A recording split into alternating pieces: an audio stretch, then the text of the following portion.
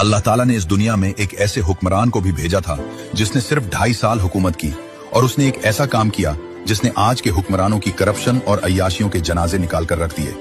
ये उस वक्त की बात है जब हजरत उमर बिन अब्दुल अजीज रहमतुल्लाह अलैह बनु उमैया के दौरे खिलाफत के हुक्मरान थे।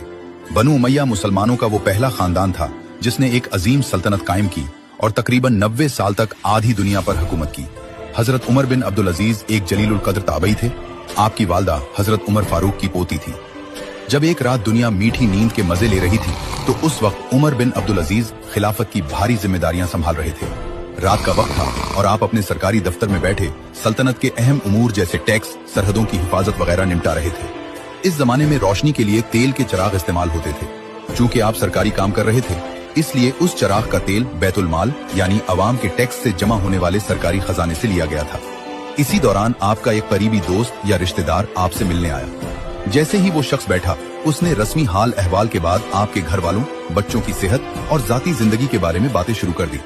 जो ही गुफ्तगू सरकारी मामलात से जाती बातों की तरफ हुई, आप खामोशी से उठे, सरकारी चिराग बुझा दिया और अंधेरे में बैठ गए।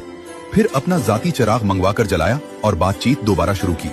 जब मेहमान ने हैरत से पूछा कि ए अमीरुल मोमिनीन, आपने ऐसा क्यों किया, तो आपने जवाब दिया, जब तक तुम मुझसे मुसलमानों के इज्तिमाई मामलात पर बात कर रहे थे मैं सरकारी चिराग इस्तेमाल कर रहा था, लेकिन जब बात मेरी और तुम्हारी जाती जिंदगी पर आई तो मेरे लिए जायज न रहा कि मैं अवाम के पैसे से खरीदा हुआ तेल अपनी जाती गुफ्तगू के लिए जलाऊं।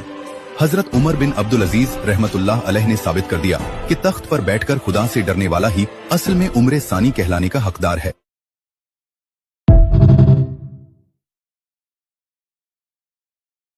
Download ShareChat.